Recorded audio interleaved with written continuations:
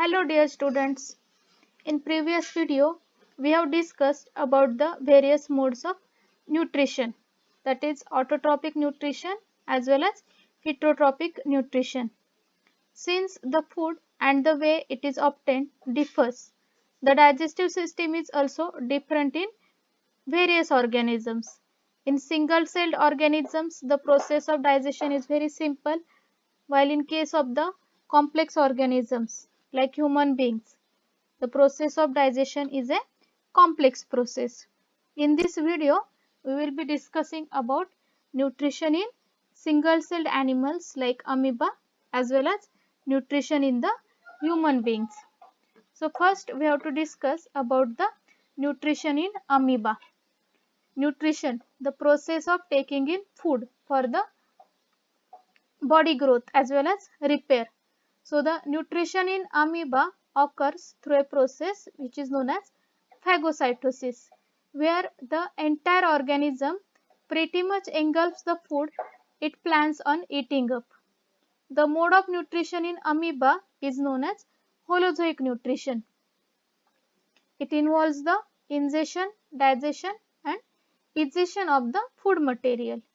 See, nutrition in amoeba occurs through a process called as phagocytosis.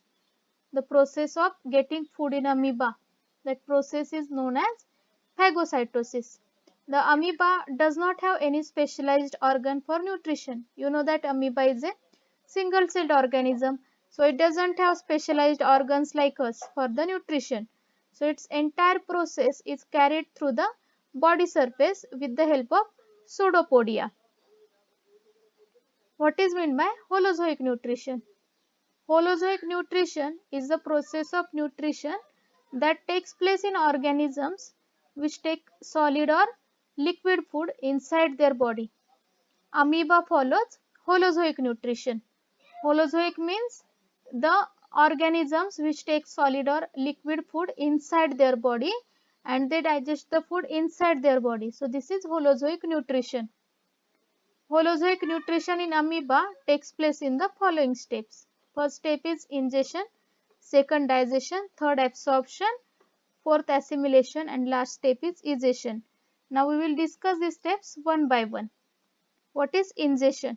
Ingestion is the process of taking in food into the body, either by swallowing or absorbing it. Amoeba pushes out the pseudopodia or false legs to encircle the food and engulfs it, forming a food vacuole. This process is known as phagocytosis. Second step is digestion. It is the process of breaking the insoluble and large food molecules into soluble and minute or small molecules.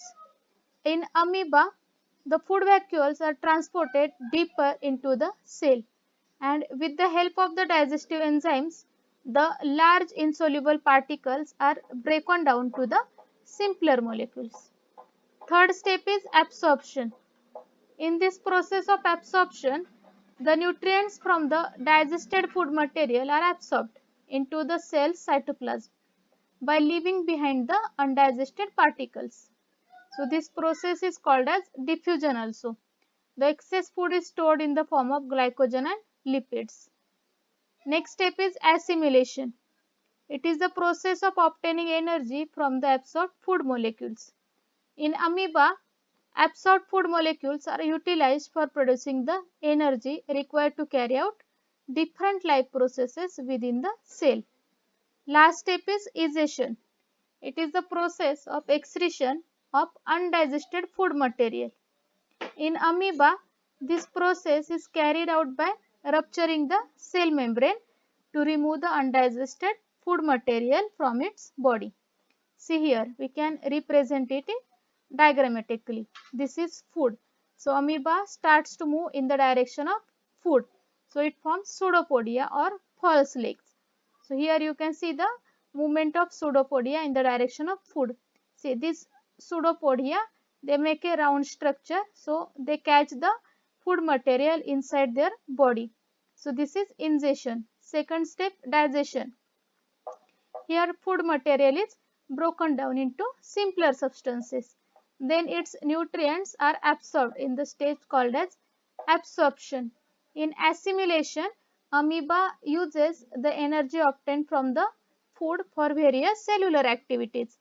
Last step is egestion, means once assimilation is completed, unwanted materials are expelled outside the body through the process known as egestion. Now we will discuss the nutrition in human beings.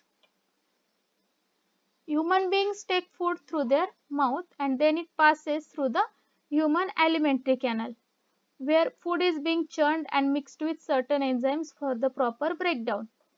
The nutrients are then absorbed and the remaining waste is ejected out. See, the various organs of the human digestive system or alimentary canal in sequence are mouth, esophagus or food pipe, stomach, small intestine and large intestine. The glands which are associated with the human digestive system are salivary glands, liver and pancreas. See the process of digestion in human beings. Ingestion means the process of intake of food through mouth. It is ingestion. Then the food travels through alimentary canal and there is breakdown of food which is known as digestion. The nutrients from the food are absorbed. This is absorption. And last step is egestion, means removing the waste materials. The remaining waste materials are ejected out from the anus. So this is egestion.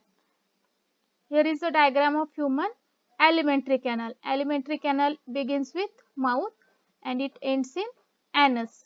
See the various organs of the human alimentary canal or the human digestive system. See, this is mouth which consists of salivary glands, and esophagus or food pipe, stomach. This J-shaped organ is stomach. See here, it is the biggest gland in our body which is known as liver. Gallbladder is also present there.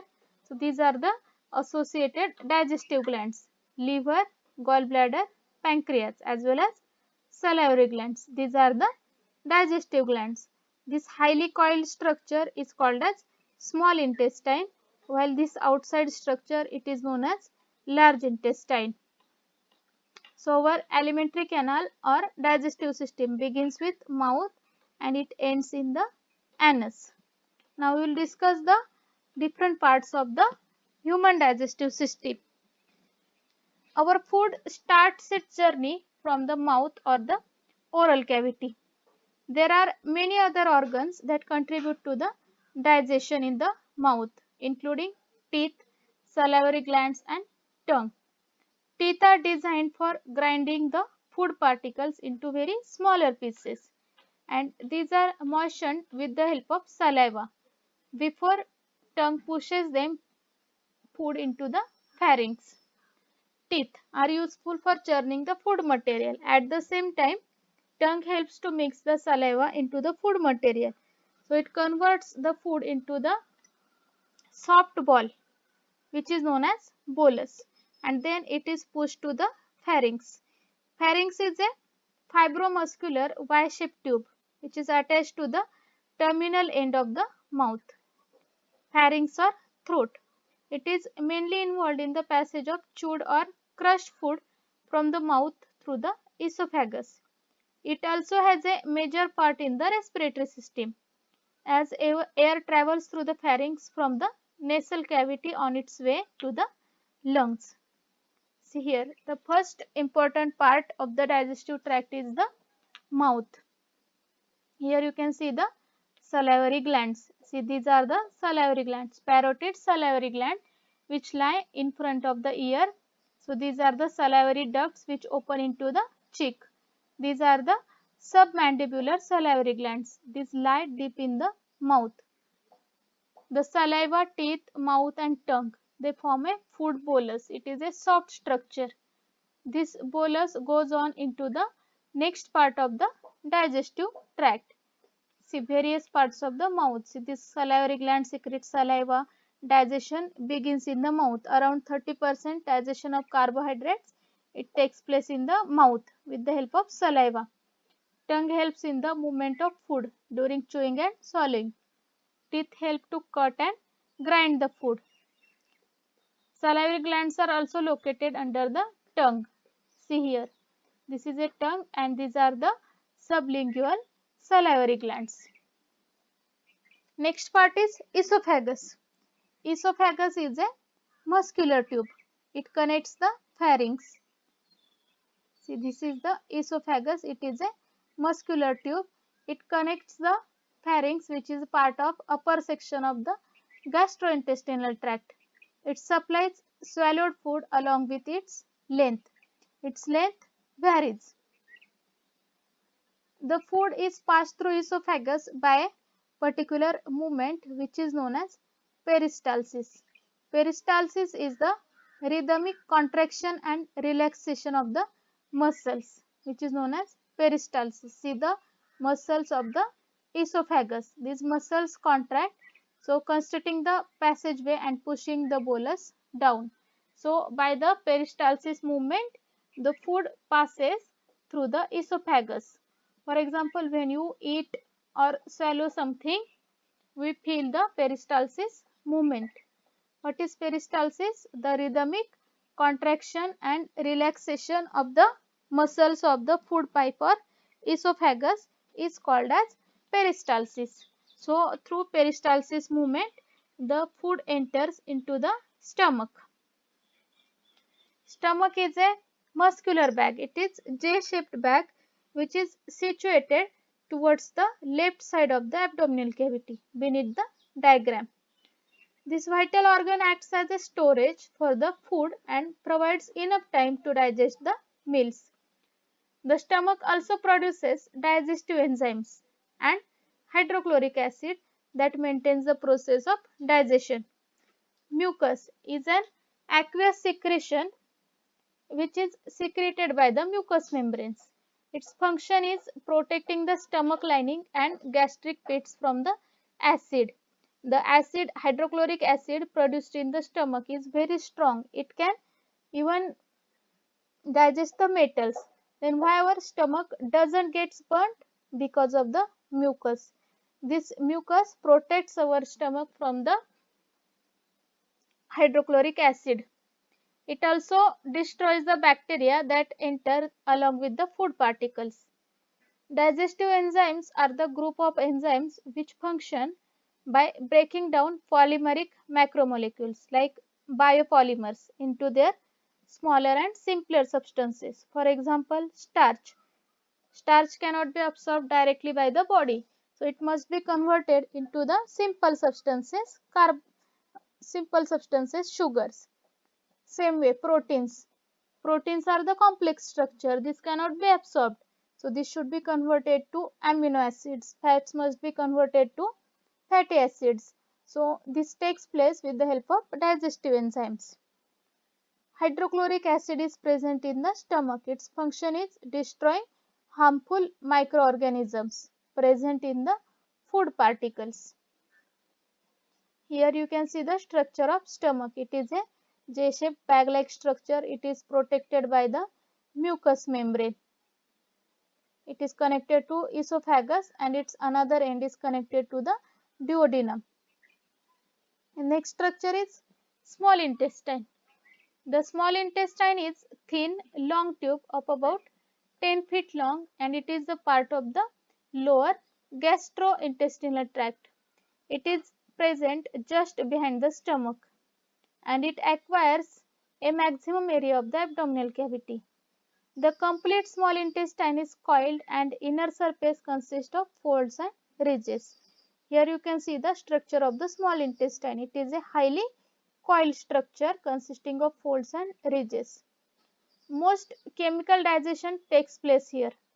The simple sugars and proteins are absorbed into the inner lining. Fatty acids and glycerol go to the lymphatic system. It is lined with villi which increase the surface area for absorption and it is 1 cell thick. Do you know the length of small intestine varies in herbivores and carnivores? In mammals, the length of small intestine is directly related to their diet due to the fact that meats are easier to digest than plant materials. So, carnivores will have a shorter small intestine than herbivores The length of digestive tract of omnivores falls somewhere in the middle. See the comparison between the length of small intestine in the herbivore and in the carnivore. Herbivores, they feed on cellulose. Their food mainly consists of cellulose, plant materials, which is very difficult to digest. That's why their small intestine is very long structure. While the food of carnivores, it consists of meat which is comparatively easier to digest. So the small intestine in carnivores is short, while small intestine in herbivores is long. In large intestine, this is a thick long tube which measures around 5 feet in length.